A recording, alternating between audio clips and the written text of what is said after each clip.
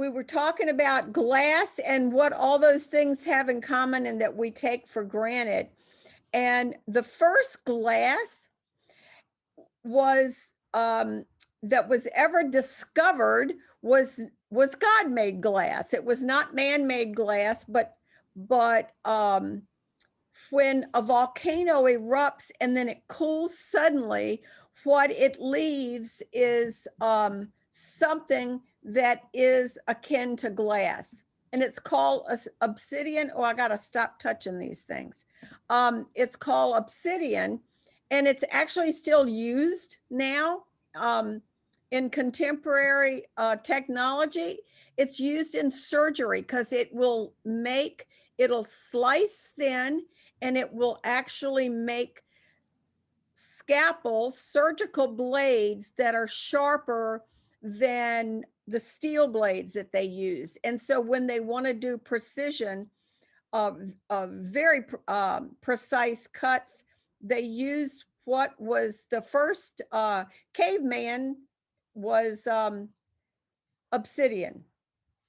And then it went on, and they have discovered that glass was probably made as much as 2,000 years before Christ was born. There, as you see on the left, is that tablet, and that tablet is 1,200 years BC old, and it's actually cuneiform writing, which has a recipe for making red glass. And we know that glass spread, when I say glass, the recipes and the techniques for making ancient glass spread, and it primarily spread around the Mediterranean. And they think that probably the first man-made glass was somewhere around Syria, Mesopotamia, into Egypt.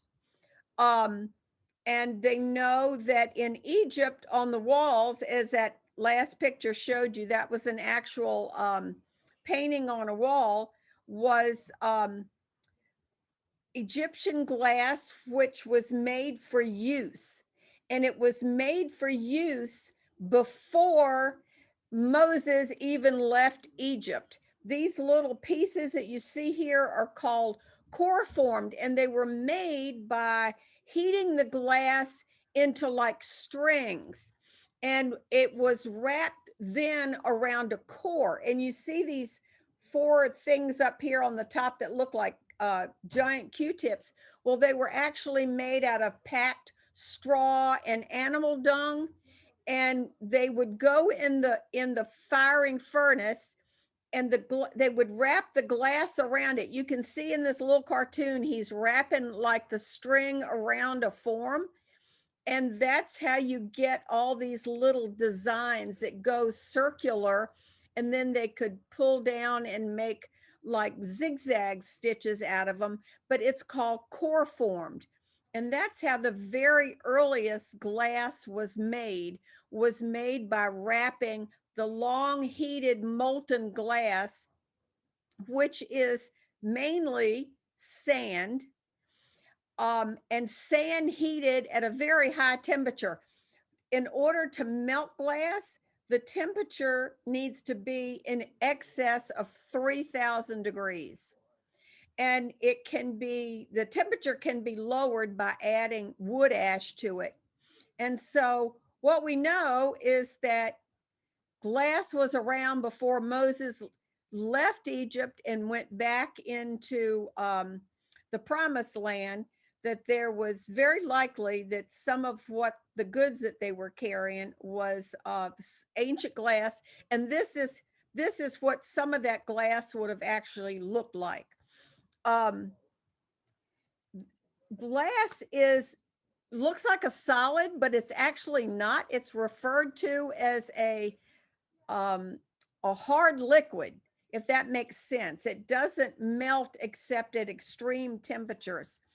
And they even have learned that over 3,000 years ago, there have been documents found that have the formulas for different kinds of glass. And one of the things, wait, we're missing somebody on that. Okay. one of the things that that this is sort of out of order.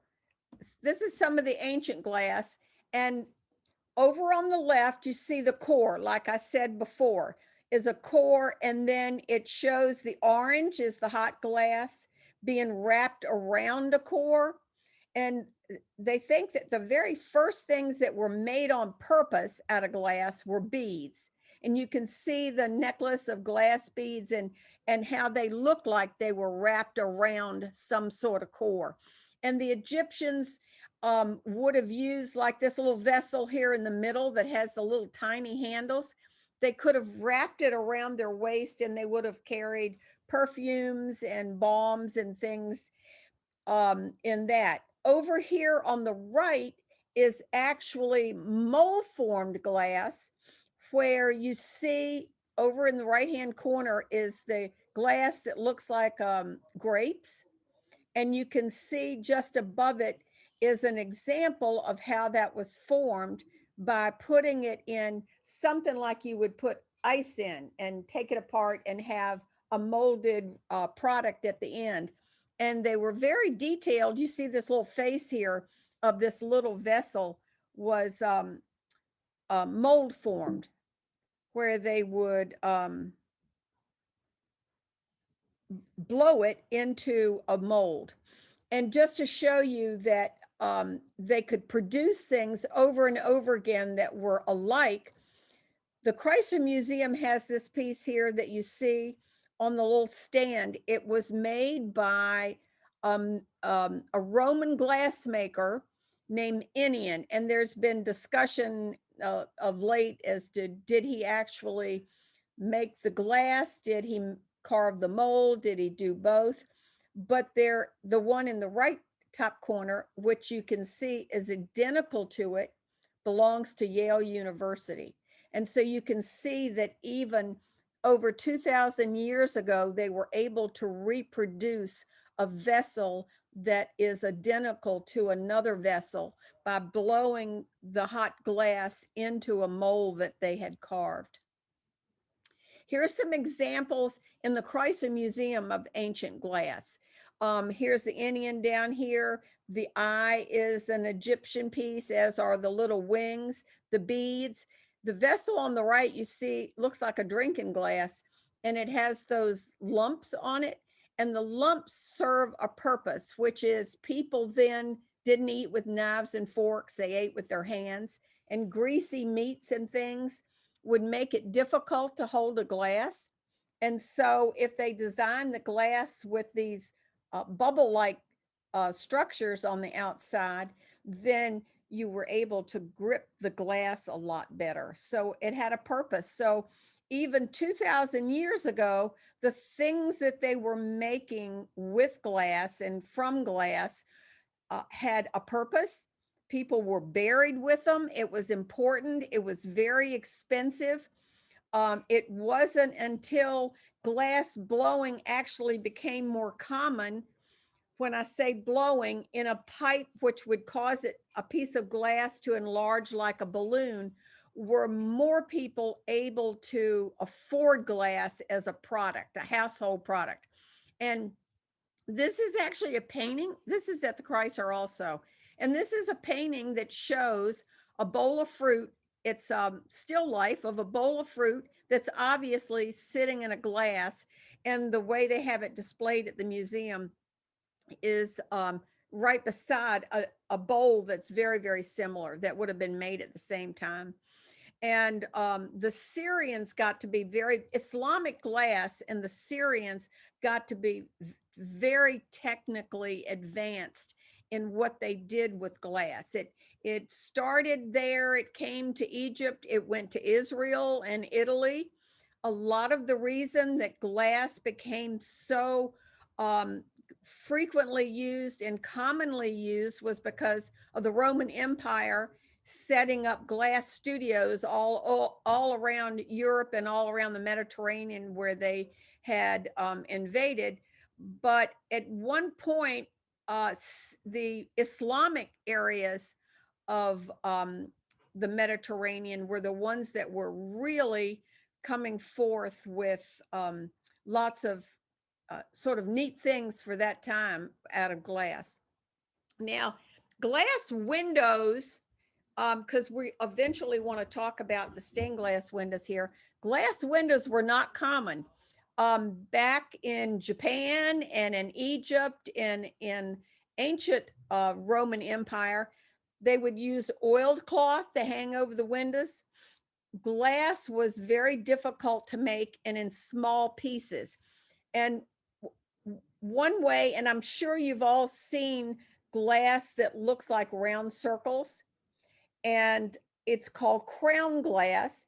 And the way that's made is that you see this little guy up here and he looks like he's spinning something like a hula hoop.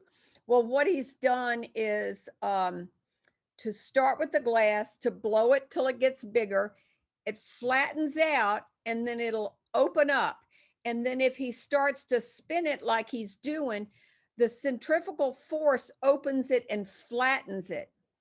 And then as it's cooling, they're able to cut it into small pieces to make windows. And so windows became a really big thing in the 1600s. And I think you can see proof of that in paintings, as paintings became more and more genre, in that they were not necessarily big religious themes, and particularly in the north, up in the Netherlands, where they were household scenes, things that people were just doing in their house, eating and such. You can see that windows became very important.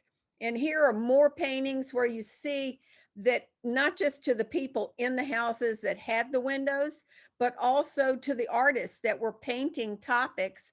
You can see how windows became very important to the, now I can't use, for some reason, I can't use the little thing because then I change slides, but you can see that the windows are an important element.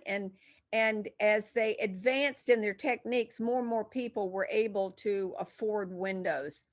And so windows became, well, before even it came to Jamestown, there were techniques for making the glass colored. And glass is colored by the use of metal compounds within the glass, which will color it different colors. And that's how it got the name stained glass. Initially, if silver was painted on the back of a piece of glass, then when it was fired, the silver would turn the glass from like a lemon to a golden yellow.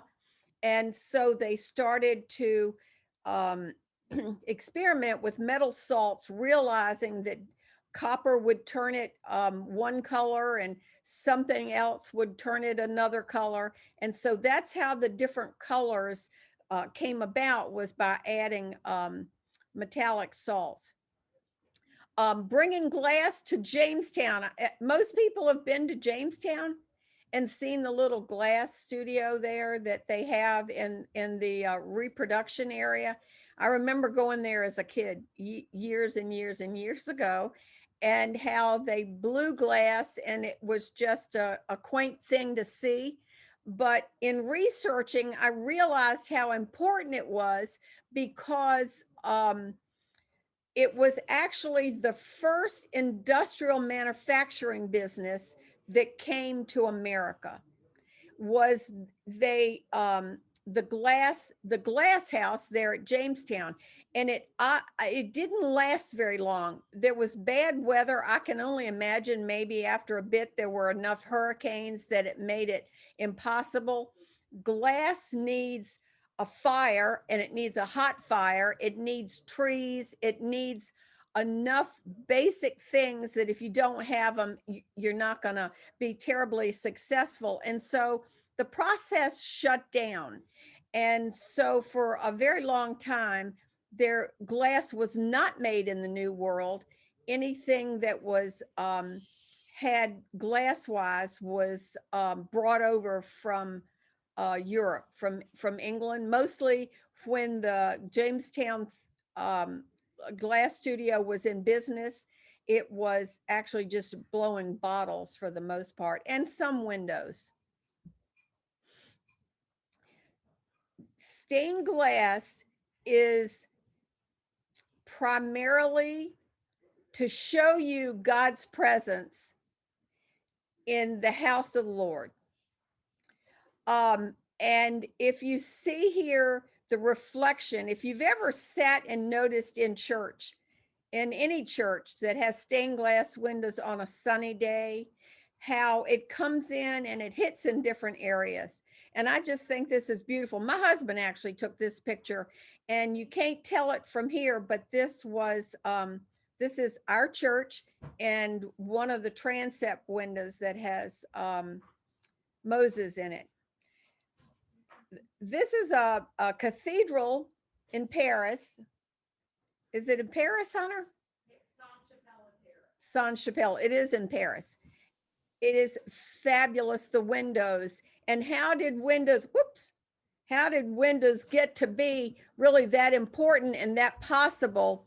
And when Mike talked about architecture last week, he talked about the flying buttress, which became popular in Europe. And I found this little slide that I thought it helped me understand it, where the flying buttress over on the left are typical of what churches would have been. Couldn't have big windows, couldn't do much expansion because it was basically a rectangular structure or something added onto it. But this little guy up here, you see the flying buttress, and the little one to the right of it is a man holding up his hand, holding up the side of the wall. And that is basically what a flying buttress does. And so here you can compare the difference of a church over here on the left without any flying buttresses that make it bigger, compared to the church over here on the right, where not only did the churches get bigger, but the windows got exceedingly bigger. And it was real important because the things within a church became known as a poor man's Bible. It's a term that I have heard recently. I hadn't heard, I knew what all these things did. It allowed people to go in and worship and to understand the stories of the scripture by seeing paintings and sculptures, mosaics, which are like tiles made of glass, or pieces of tile put together to make a picture, or stained glass. And because people were largely illiterate and couldn't read the Bible, they were able to come in and experience the glory of God, particularly through these huge windows that they started building in Europe, which had all different kinds of religious themes. Now, I have down here little Theophilus, which I thought was a pretty interesting fact, is that Theophilus in the 1100s wrote something equivalent to an art book. He was very creative. He was a Benedictine monk, very creative, and he wrote a book on different kinds of techniques of doing different things: painting, drawing, illuminating manuscripts, and stained glass windows. And he gave us sort of an idea of exactly how you would make a stained glass window. And it's virtually unchanged all these years later. Techniques in how they make the different colors of glass have changed somewhat, but as far as the basic process, you have and here is a very simple window design that you would have, and then you would either lay your glass on top of it and then copy that piece, as you can see the man doing. You would cut it out with, in ancient times, they would cut it out with like a hot iron. but nowadays they use like a little glass wheel, like a little, almost like a little pizza cutter that's hardly any bigger than the size of the head of a pin. And then it's put together with lead. As you see, this very simple window here, I thought showed well that the straight lines around the pieces of glass are lead, and they're sort of in an H form, almost like an I-beam, like a little miniature lead I-beam. And the glass pieces fit in together within that H so that they're held together, and then an iron frame around that. And that's how it's made. And the glass studios in Europe, the glass artists actually traveled from country to country because they can identify windows, for instance, in France, that they can say was probably made by an artist who was from out of Egypt or out of Italy. And so these were traveling artists that would take, it would take more than one person. It would take a group of people, and they would move from place to place. This is the world's oldest stained glass window, and it's in quotes because it's really not as it was when it was designed. When they were archaeologically digging around this monastery in England, they found the pieces of glass within the dirt, not knowing what they had originally been, but knowing that they were dated from the 7th century. And so in an effort to display that glass that's the world's oldest, they put it together in a very small window that's now in this monastery.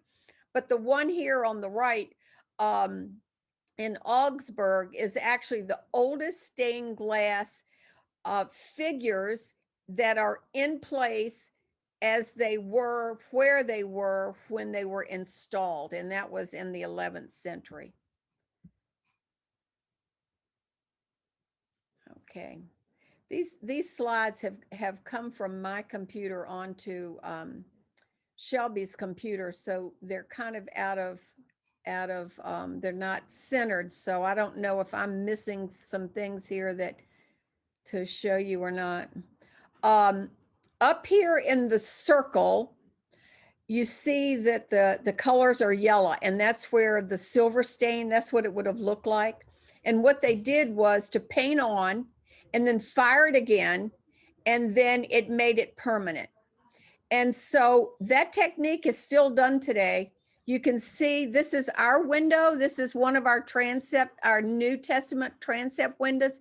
You can see the faces and how they're painted down here of the disciples at the crucifixion.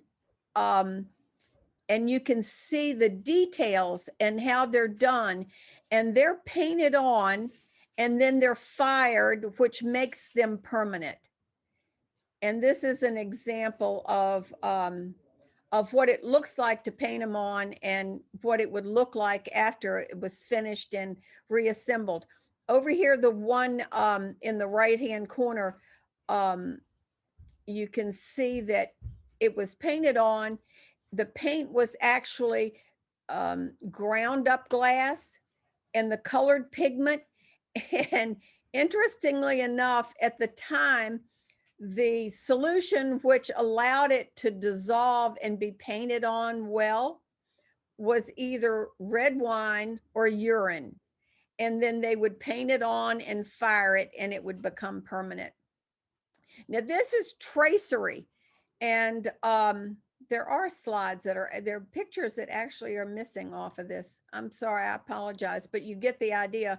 This is tracery, is what you see from the outside of the building, the stone shapes and forms that actually hold the window together. What holds the pieces of glass together is like a lead or an iron frame, but then that's mounted in something decorative. And that's called the tracery. All this elegant, lacy-like carved stone is the tracery. And over here, I have a picture of the tracery of our church here. This to the left is the window from the back of the organ slide, the organ stained glass window. And you can see, because it's over a roof and you can't see it, there is no tracery. And my guess is because it was much more expensive to include the stone carving than it was just to frame it up in brick. Can y'all hear there's a science project going on in the other room.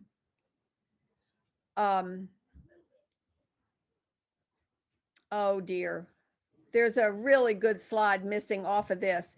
And what it was broken windows during, Valina alluded to this when she talked about icons, that the iconoclast were the people that came along with the Reformation. And when the Reformation began and was at its height, they were determined to destroy Catholic icons, whether there be sculpture, paintings, stained glass windows, to destroy them because it was considered to be idol worship. Well, some of the destruction in the United Kingdom also happened during the war, during the Blitz in the United Kingdom. And windows were broken on purpose. And the slide for some reason has vanished over the windows here that were broken, but you can see with this one stained glass slide that's left, the clear glass, and that would have been because whatever little ancient chapel it was could no longer afford to put stained glass back in its place. And so in order to make it weatherproof, they just filled in with clear glass. Back during the Gothic era and the Renaissance era, a lot of the artwork was paid for by very wealthy benefactors. And as time went on, there was less and less of that amount of money.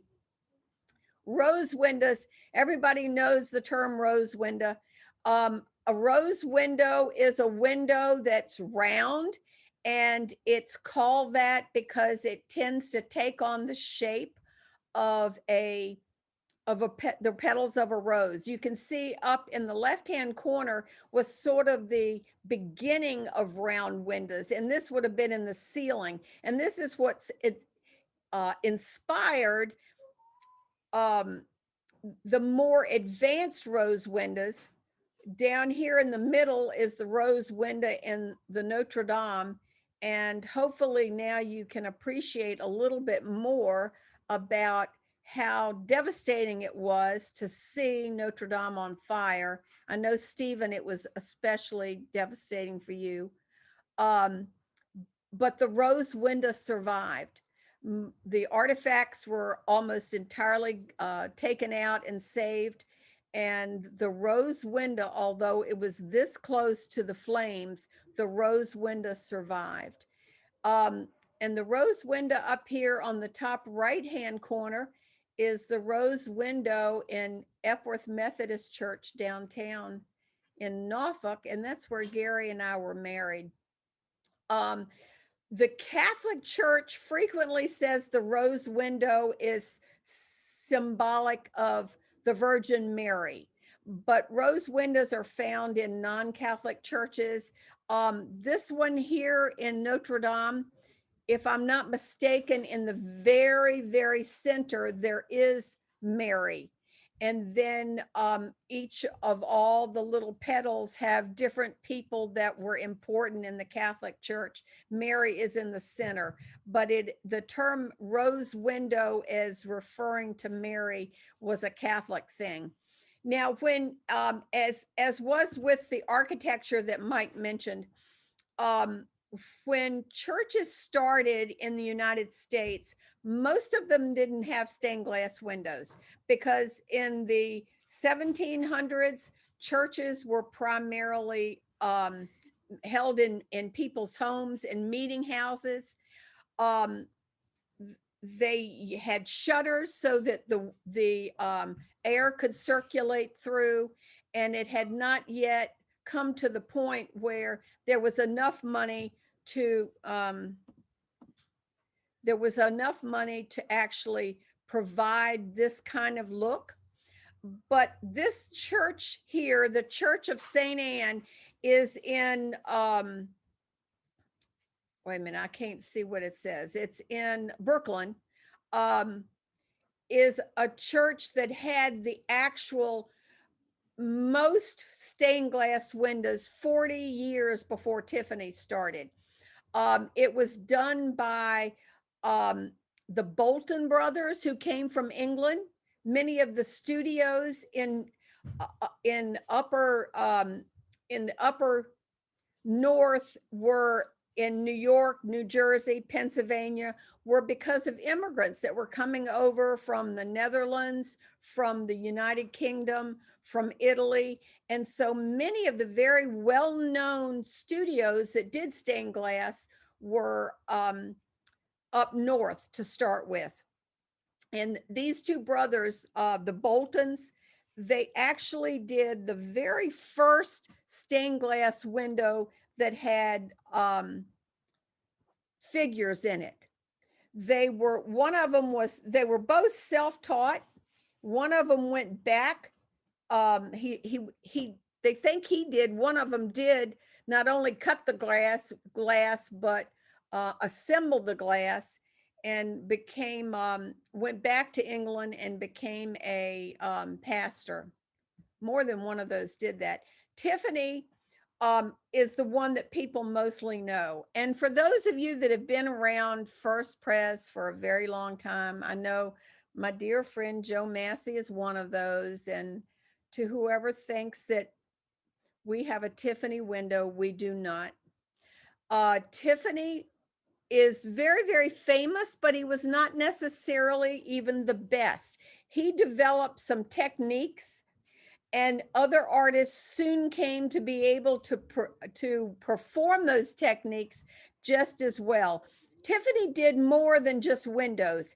He painted before he did glass, and he did windows, vases, desk treasures. He did lamps, and I'm going to give you some information about that in just a second.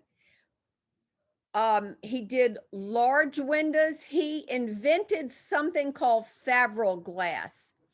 And it was a glass technique, if you can see just by these vases here that are iridescent. It was a technique he did when he fired the glass with the metal oxides produced on the outside, caused the glass to color and to glow and to be thick and streaked and have a totally different look to it.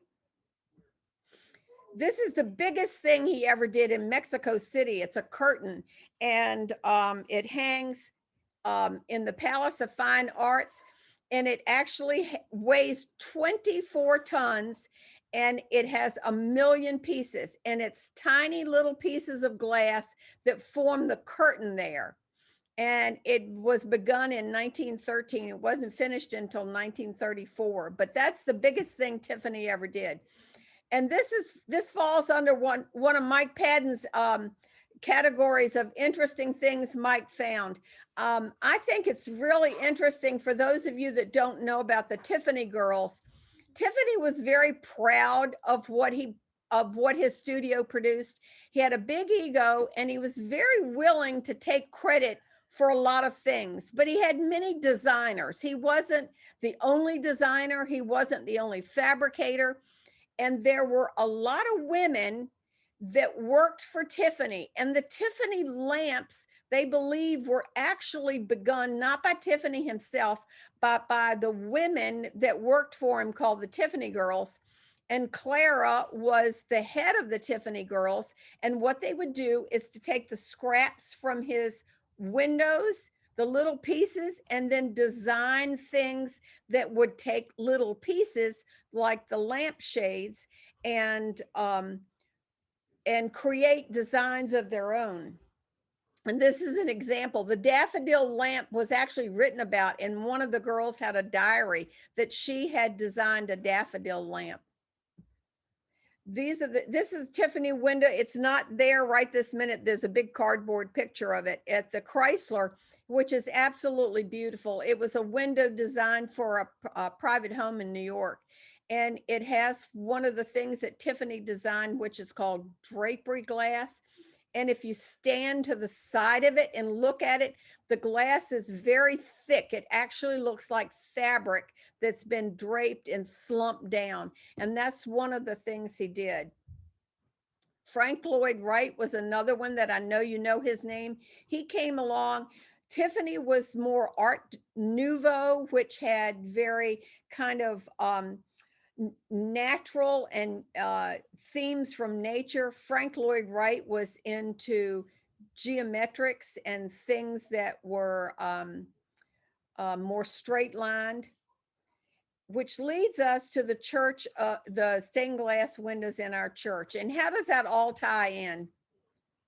Okay, Willett Studios, it was one of those glass studios that I talked about in New York. And they did every window in our church but one. And Willett still exists.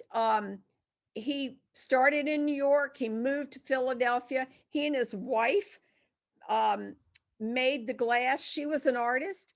After he died, his wife went into business with her son. Something that I read in our archives was that his daughter also helped design some of our windows, but he's the one that did all of the windows in the main body of the church, behind the organ, and in the transepts. The one that was not is the one in the tower window, which is as you are exiting down the center aisle. If you look up and you see over the organ pipes that come out, there is a window that looks very much like a Tiffany window. And I think there are people in our church who have thought for a long time that it was a Tiffany window, but I'm sorry to say it's not. And over here, I apologize here. I keep thinking I have a pointer and I don't. I turn the slide. Over here on the right is a Tiffany window in Norfolk at St. Paul's Episcopal Church. And if you look at the coloration in the window over here, you will see the similarities in that in our window. And I cropped a little section out of our window from up here at the top, and you can see much closer the coloration in our windows, and how, if you did not really know, if you didn't have the documentation in front of you, you would not know. I mean, you could be told and believe that it is a Tiffany window. And he was just as popular, and probably at the time a little easier to get. This is the very first window, stained glass window, that was put in our church in 1912, when our particular building was built. And it's since been renovated in that it's been cleaned and repaired. Because what happens to stained glass after years of buildings shift, they settle, and glass can deteriorate. And so frequently, particularly with these European churches, they have to take them down or take out pieces and replace pieces, which are actually, in fact, then not the original, but they have to be kept up. And our windows have been cleaned and somewhat repaired, even since I've been there. These are the windows that begin the Willett Studio, who was one of the big studios in New York. And these are the ones, if you come in and you walk down the side aisles, this is the south aisle. If you're coming into our church, it's the windows at eye level along the right. And these are the Old Testament windows. Abraham, Moses, David, and Isaac. And each one is depicted as we did this part of this with the kids one time on Wednesday night, is that like they did in the Baroque and Renaissance, they always include something that gives you a clue as to who is depicted. And you can see here Moses, for instance, is holding the 10 Commandments. David is holding a harp and wearing a crown. Those are the Old Testament windows. On the north aisle,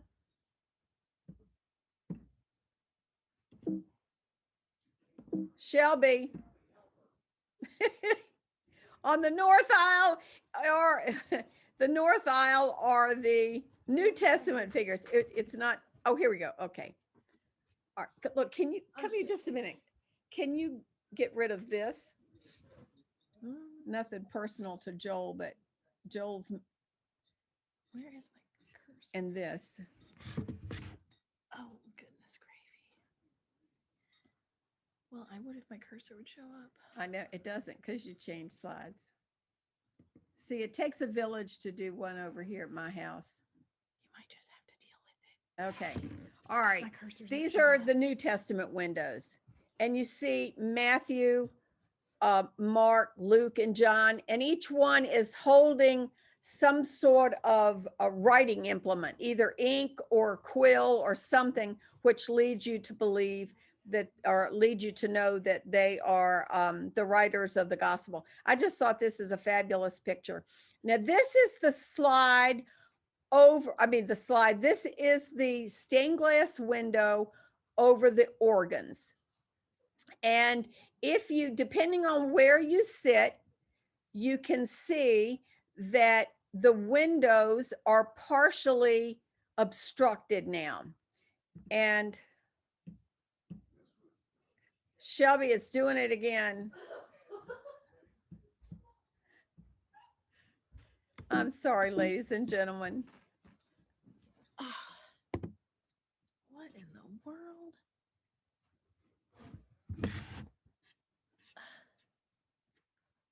This worked so well at home when I was all by myself. See, it won't, when you touch it, it doesn't change. Oh, there we go. Okay. Don't go anywhere. I'm just going to sit right here. Sit right here.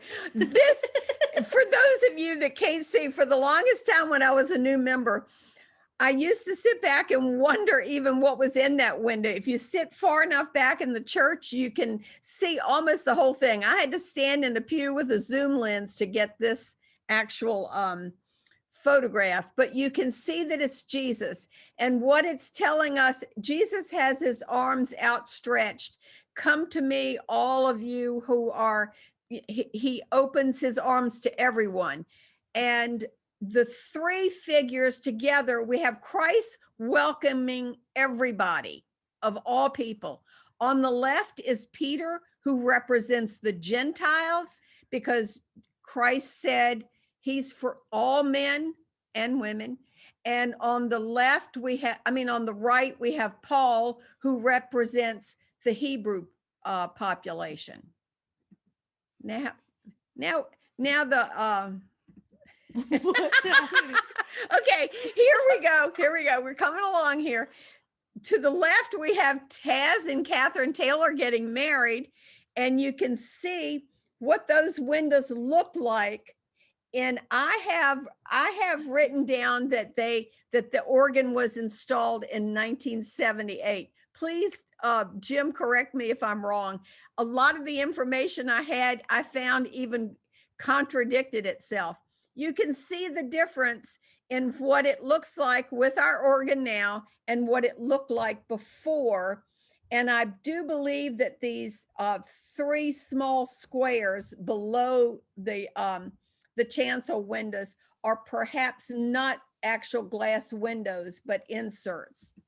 That's right. That's right. You can see them on the backside of the organ console. You know what? I tried to get back there and I was told I couldn't. I've got the key. I'm coming to you, Stephen. I'm coming to you. Okay, these are what's called the clerestory windows. They're the ones in the nave. And I have a listing here, and I want to be sure I use it so I'll know. The first window was in the tower window. In 1928, Mr. Royster, for those of you who don't know, Mr. Royster was a major donor to the church when it was first built in 1912.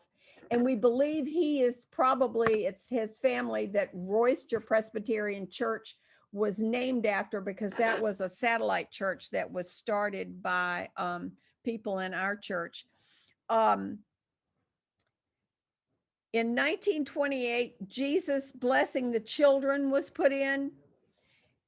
In 1957, I'm sorry, the organ windows were put in 1957. The very newest windows, now these continue to be on the right-hand side of the main body of the church. The big windows are Jesus, the early part of his life. On the left-hand side is Jesus in the latter part of his life.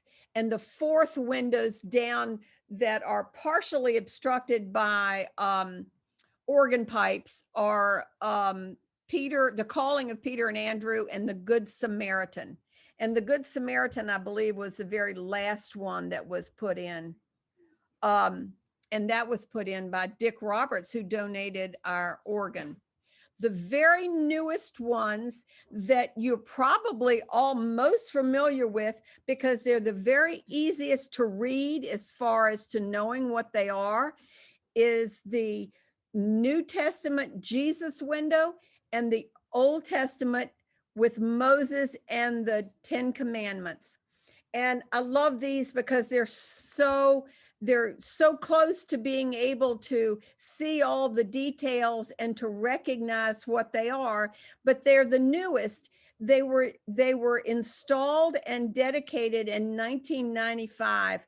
And quite honestly, my husband and I have only been members of First Pres since 14 years. 14 years. And if you had told me that every single window was there since 1912, I would have believed it. I had no idea that before that time that the windows were just plain opalescent glass, kind of a milky glass that formed some designs, but not stained glass.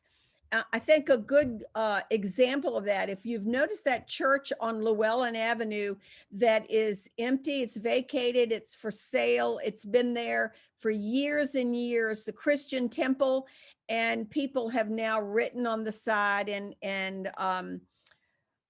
broken windows, but those are opalescent windows. They're lovely windows and they let in light, but just nothing like the glow of windows. And what I love about these windows is that the people that are involved with these windows are still connected to our church. And I would like to point out, especially the one on the left, the Jesus window, which was partially donated by the Prevets that are no longer, they don't live in our area, in memory to their daughter, Jenny, who went to high school with my son and daughter, who was killed tragically in a car accident when she was in college.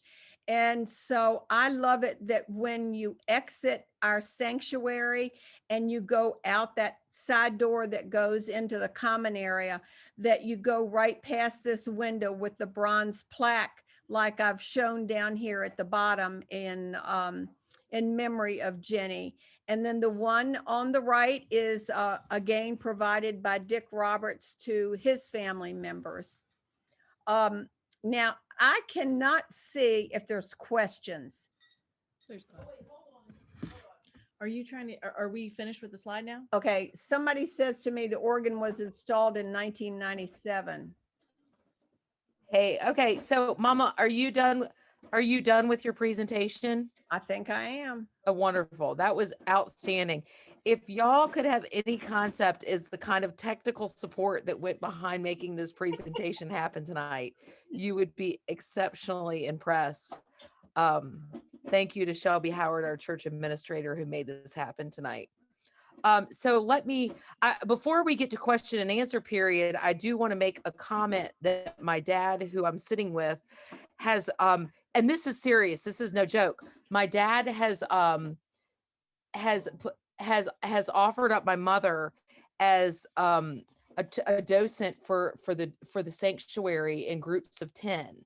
So if you're interested in taking a tour of the sanctuary and talking about the stained glass, that's something that you can just send me an email to hunter@fpcnorfolk.org, and she'll take groups around in groups of 10.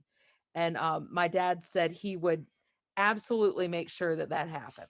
Tours is there a tradition of using faces of people who commission the glass in the final window, sort of like painters did? Absolutely. Absolutely. In the old, in Gothic windows, and especially in Europe, in the Catholic Church, it was very important in the Catholic Church for people to make it known that they had enough money to do it.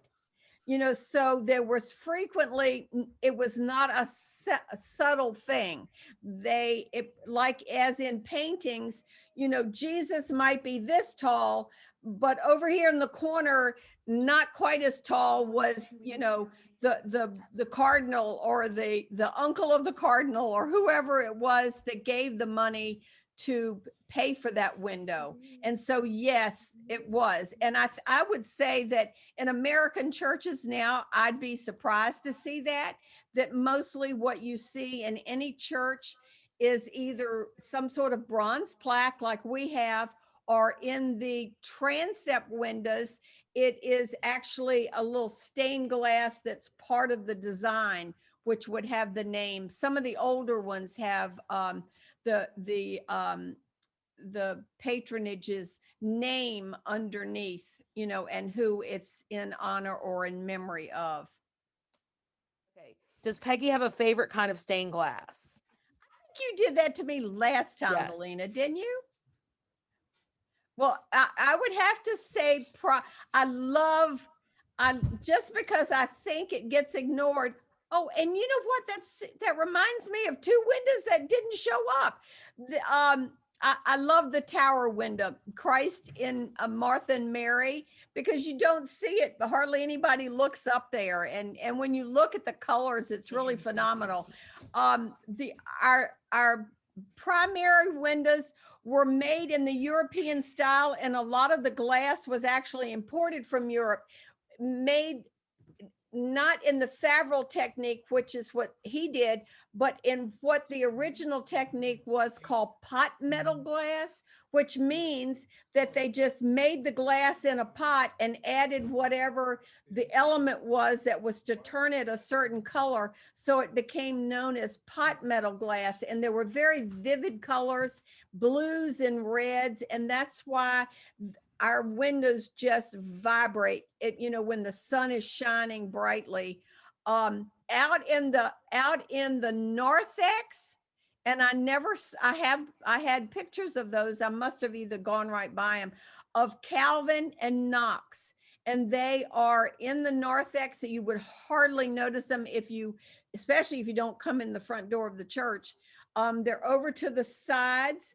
As you come in the side, there is I think Knox is there by the entrance that we're using now where the ramp is, and Calvin is at the far end, over near the center side of the church, the south side of the church.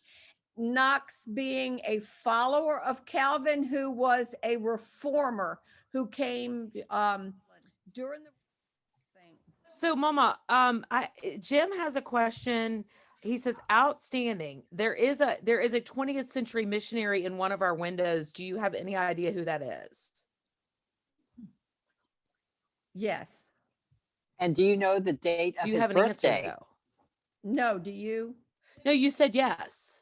I said yes, but I don't remember who it is. Okay. I remember reading it. Mary Jo Baylor wants to I'll know, give- is it I'll give Schweitzer? that information out on the specialty tours. Oh, there you go. Okay. And The then I windows actually, are just chocked full of symbolism, and it would be impossible to do that in this format unless we did the window by window as a totally separate which is thing. going to happen if my dad has his way. You sign up and she'll walk you around, and she has nothing but time on her We hands. should make a now that recording, a she's video of retired her and Sunday doing school is that. not happening. So I do appreciate Mama, you did a super job. Great job. I love you. You're really great. You're my best quality. And to the rest of you, thank you for listening to my mom. And she will be giving tours. So email me at Hunter. And I'm serious. I'm not even joking. Hunter at fpcnorfolk.org. If you